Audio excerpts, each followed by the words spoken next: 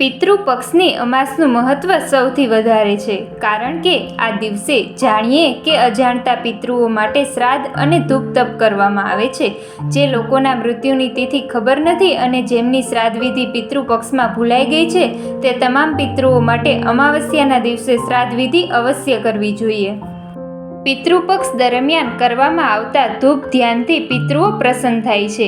એવું માનવામાં આવે છે, જે લોકોના પિતૃદેવો સંતુષ્ટ નથી હોતા તે લોકોને જીવનમાં ઘણી સમસ્યાઓનો સામનો કરવો પડે છે.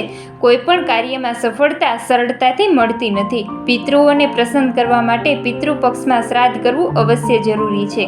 આજના વિડીયોમાં આપણે જાણીશું અમાસના દિવસે પિતૃઓનું ધૂપ ધ્યાન કેવી રીતે કરવું. પણ મિત્રો, એ પહેલાં જો તમે અમારી ચેનલમાં નવા હોય તો ચેનલને સબસ્ક્રાઇબ કરી બેલ આઇકન દબાવી દેજો, જેથી આવનારા બધા જ વિડીયોની અપડેટ મળતી રહે. અમાસના દિવસે વહેલી સવારે ઉઠીને સ્નાન અને પૂજા કરો. આ પછી પિતૃઓ માટે શુદ્ધ સાત્વિક ભોજન તૈયાર કરો. ખીરપૂરી બનાવી શકો છો, પણ તમે જ્યાં ધ્યાન કરવા માંગો છો તે સ્થાનને ગાયના છાણથી અવશ્ય લીપી લેવું.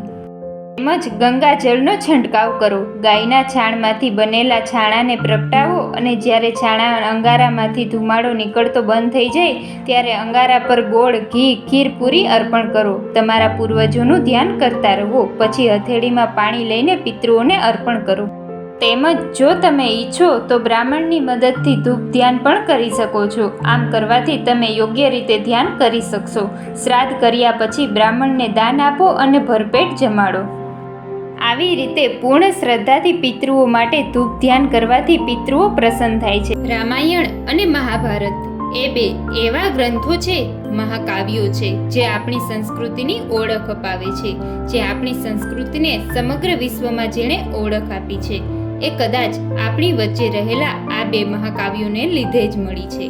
પહેલેથી કહેવામાં આવી રહ્યું છે કે રામાયણ અને મહાભારત આપણને જીવન જીવતા શીખવનાર ગ્રંથો છે.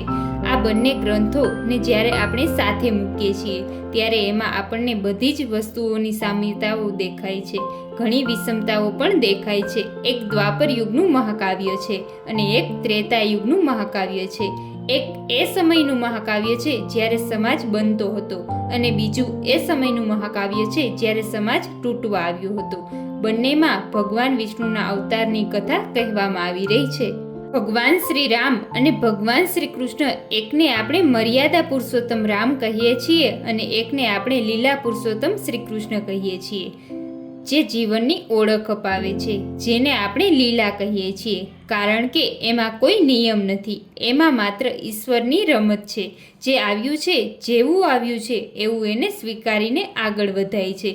એ લીલા એટલે કે આપણે શ્રી કૃષ્ણનું જીવન, જ્યારે શ્રી રામનું જીવન આપણે જોઈએ છીએ, જ્યારે આપણે તેને રામચરિત માનસ કહીએ છીએ, ચારિત્ર્યનું માનસ કહીએ છીએ.